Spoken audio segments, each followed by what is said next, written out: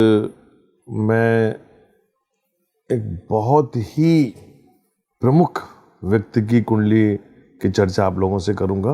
उसके पहले मैं आप लोगों को कुछ बातें बताना चाहूँगा कि भारत में बहुत से संत ऐसे हुए हैं जिनकी आयु 100 साल से ज़्यादा रही है। हम सब लोगों ने महाअवतार बाबा जी का नाम सुना है। इनकी आयु लगभग 203 साल के आसपास मानी गई है। देवराहा बाबा, जिनका स्वर्गवास 1990 में हुआ, वो उनकी आयु के बारे में तो कुछ कहना ही बहुत मुश्किल है, लेकिन कुछ विद्वान लोग कहते हैं कि 700-800 साल लगभग। कबीर दास लगभग 120 साल जिए। गोस्वामी तुलसीदास लगभग 126 साल। अघोराचार्य बाबा कीनाराम ये लगभग 170 वर्ष जिए। तेलंग स्वामी लगभग 280 साल जिए। लोकनाथ ब्रह्मचारी बाबा जो थे वो 160 साल जिए। स्वामी कल्याण देव बाबा जो थे वो 128 साल जिए। हनुमान दास बाबा लगभग 168 साल जिए। स्वामी अमर ज्योति जो अभी जीवित हैं, जिनसे मैं मिलने अगले महीने जा रहा हूँ, इनकी आयु 150 वर्ष से ज्यादा है। स्वामी शिवानंद महाराज, इनसे मैं मिल चुका हूँ, इनकी आयु 124 साल है वर्तमान समय में। शिवानंद बाबा जी का तो पासपोर्ट भी मेरे पास है, उसमें 8 अगस्त 1896 उनकी डेट ऑफ बर्थ लिखी हुई है। स्वामी गोपालानंद ब्रह्मचारी जो थे वो 118 वर्ष जिए। शिव कुमार स्वामी लगभग 112 वर्ष जिए। तो अभी जो जीवित लोग हैं उसमें स्वामी अमर ज्योति जो 150 वर्ष से ज्यादा है, और स्वामी शिवानंद जो 124 साल से ज्यादा है। आप सोचेंगे कि मैं लोगों की उम्र को लेकर क्यों बात करना चाह रहा हूं, क्या कहना चाहता हूं। मैं अपने फॉलोअर्स को बताना चाहता हूं कि भारत एक देव भूमि है और यहाँ पे दिव्य आत्माएं रहती हैं। जिस व्यक्ति की मैं आपसे चर्चा करने जा रहा हूं, मेरा ये मानना है कि वो व्यक्ति आज भी जीवित है। 1945 में ये कहा गया कि प्लेन क्रैश में उनकी डेथ हो गई, जबकि कितने भी रिसर्च हुए उनकी डेथ नहीं हुई थी। जिस डेट को डेथ की बात की जा रही है उस तारीख में तो प्लेन उड़ा ही नहीं। नेताजी सुभाष चंद्र बोस, हम लोगों ने इनके बारे में बचपन में काफी पढ़ा, इनके व्यक्तित्व के बारे में पढ़ा। कैसे वो 16 या 17 साल के थे, घर छोड़ के एक सन्यासी जीवन जीने के लिए प्रेरित हुए। रामकृष्ण परमहंस के भक्त थे, विवेकानंद उनको बहुत पसंद करते थे। नेताजी के बारे में आप लोगों से चर्चा करूं, उसके बारे में थोड़ा सा पीछे जाऊंगा। कैसे उन्होंने इंग्लैंड में पढ़ाई करी, मतलब सन्यासी जीवन के लिए गए लेकिन वापस लौटे, और वापस आने के बाद परिवार ने बोला कि पढ़ाई करो, तो पढ़ाई करने के लिए विदेश गए। विदेश से पढ़े, आईसीएस का एग्जाम क्लियर किया, जो आज की डेट में आईएएस बोलते हैं, ज्वाइन नहीं की। स्वतंत्रता संग्राम में शामिल हो गए। कांग्रेस, दरअसल उस समय कांग्रेस पार्टी थी, तो कांग्रेस में ही सब लोग जाके और अपना अपना योगदान देते थे। लेकिन जितना भी मैंने इनको रिसर्च पाया, इसमें कोई दो राय नहीं, ऐसा व्यक्तित्व इस देश में पैदा हुआ बहुत बड़ी बात है। नेताजी का जन्म 23 जनवरी 1897 कटक उड़ीसा में हुआ। मेष लग्न की कुंडली 29 डिग्री का लग्न है। दूसरे घर में मंगल, चौथे घर में केतु, पांचवें में गुरु वक्री, छठे घर में चंद्रमा, सातवां घर खाली, आठवें घर में शनि, नौवां घर खाली, 10वें घर में राहु, सूर्य, बुध यहाँ वक्री है, और 11वें घर में कुंभ राशि में शुक्र। इस कुंडली की पूरी विवेचना की मैंने, कैसे वो कांग्रेस के अध्यक्ष बने। सेकंड टर्म में जब वो रीइलेक्ट हुए तो गांधी जी से जो उनका एक वार्तालाप हुआ, इसके बाद उन्होंने उसको कांग्रेस छोड़ दी।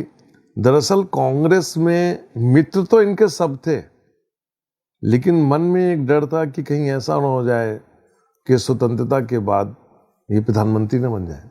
मैं आपको बताना चाहता हूँ, अपने फॉलोअर्स को बताना चाहता हूँ कि आज यदि हम आज़ाद मुल्क में बैठे हुए हैं तो कांग्रेस ने जो संघर्ष किया वो तो किया ही, लेकिन हमको आज़ादी जो मिली वो नेताजी सुभाष चंद्र बोस के कारण मिली।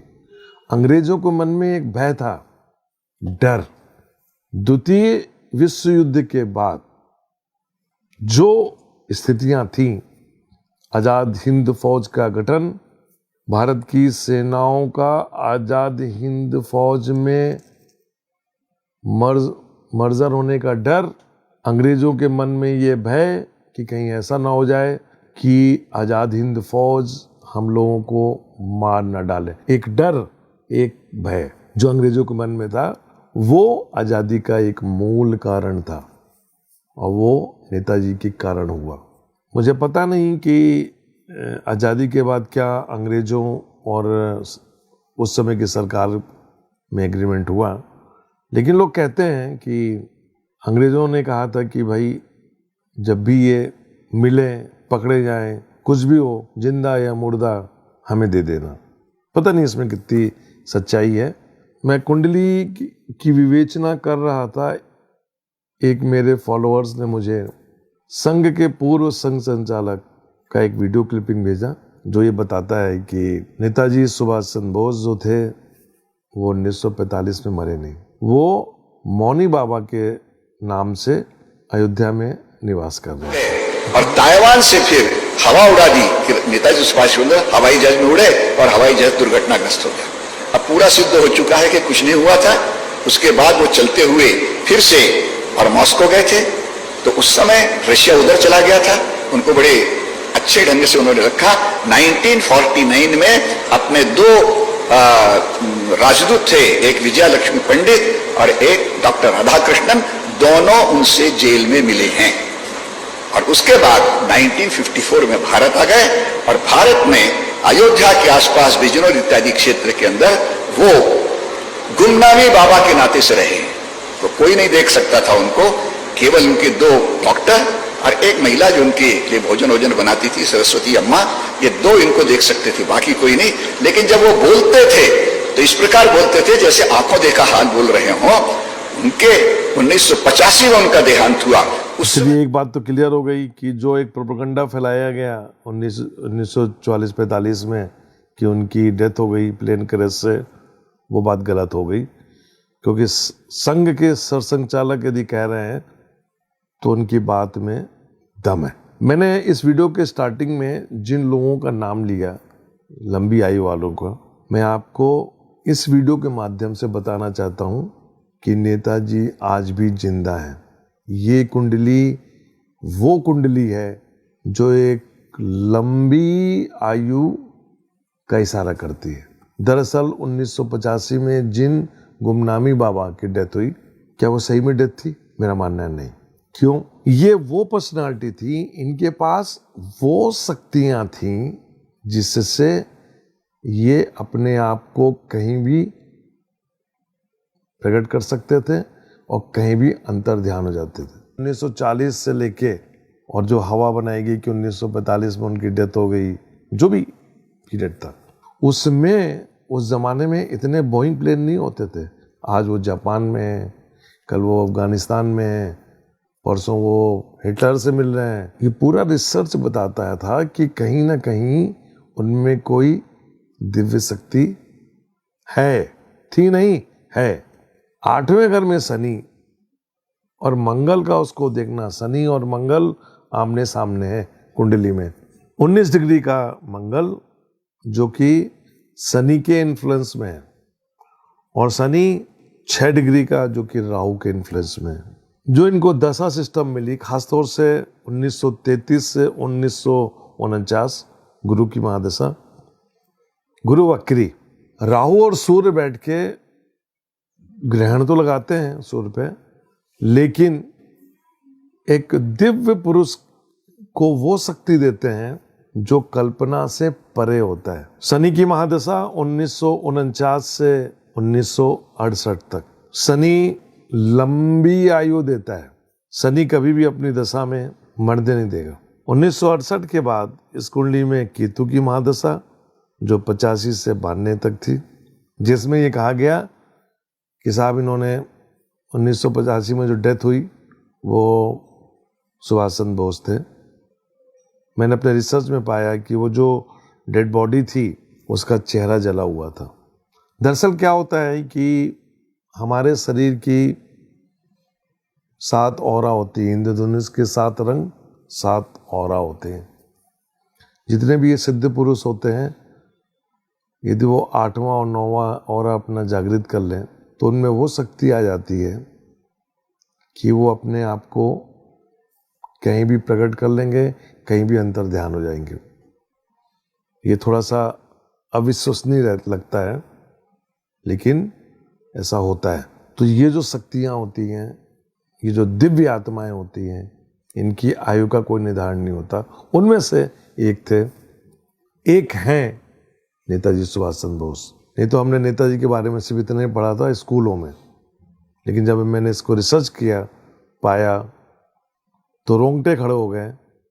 सोचा आप लोग को ही बताऊं कि ये जीवित हैं। इनमें वो शक्तियां हैं कि ये जब तक नहीं चाहेंगे तब तक शरीर नहीं छोड़ेंगे। चंद्रमा की महादशा शुरू हो गई है इस कुंडली में। चंद्रमा की महादशा 2028 में खत्म होगी। अभी 8 साल बाकी हैं। कहीं ना कहीं 2022, मैंने पहले ही बोला है कि हमारे अगले 10 साल बहुत कष्ट के हैं, संभल के चलने वाले हैं। मेरा ये मानना है इसी बीच में वो प्रकट होंगे। तो नेताजी जिंदा हैं, कहाँ हैं, क्या कर रहे हैं, इस बारे में मैं आपको एक अगले वीडियो में बहुत कुछ इशारा करके बताऊंगा कि ये दिव्य पुरुष सशरीर या इनके सूक्ष्म शरीर कहाँ रहते हैं, क्या करते हैं। ऐसे कितने लोग हैं जो वहाँ पे जा चुके हैं, जिनको वहाँ का ज्ञान है, विवरण है। कि मैं एक संत से मिलने जा रहा हूँ जिनकी उम्र 150 साल है। उनसे भी मैं इस विषय में चर्चा करूँगा। जहाँ तक मैंने अपने मित्र के थ्रू पूछवाया था, तो वहाँ पे भी एक मुस्कुराहट है। आपको एक बात और बताना चाहूँगा कि नेताजी का कोई विवाह नहीं हुआ था। जो हम लोग पढ़ते हैं कि उनका विवाह हुआ, उनकी एक पुत्री थी, ये सब एक बनाया हुआ जंजाल था। वो अविवाहित थे, अविवाहित हैं। उनकी कोई पत्नी नहीं है। जैसा कि बोला गया कि एक विदेशी औरत से उन्होंने शादी किया, नाम, उनकी डॉटर का नाम, सब ये काल्पनिक थे। गांधी जी को पता था कि सुभाष चंद्र बोस जिंदा हैं, वो मरे नहीं हैं। तो ये बात छुपाई क्यों गई? ये दिमाग में आता है कि संघ चालक का जो वीडियो है उस पर वो कह रहे हैं कि उनको रशिया के जेल में देखा गया था और काफ़ी लोग उनसे मिले भी थे। उसके बाद भारत सरकार ने कुछ क्यों नहीं किया उनके बारे में। खैर, वो भारत आ गए। भारत आने के बाद वो इतने लंबे समय तक रहे, गुमनामी जीवन व्यतीत किया, तो उनको नॉर्मल लाइफ क्यों नहीं जीने दिया गया? ये एक सवाल है मन में। नेताजी सुभाष चंद्र बोस को समझना बहुत बड़ी बात होगी, क्योंकि ये जो इनके साथ हुआ वो बहुत ही दुखदायी था, षड्यंत्र का शिकार। लेकिन आज़ादी हमें इन्हीं के कारण मिली है। ये थे, इसलिए अंग्रेज डरे और सत्ता का हस्तांतरण हुआ। ये एक बहुत बड़े रिसर्च का विषय है। मैं आप लोग को बताना चाहता हूँ, नेताजी जीवित हैं। हमें बहुत जल्दी उनके दर्शन होंगे। नमस्कार।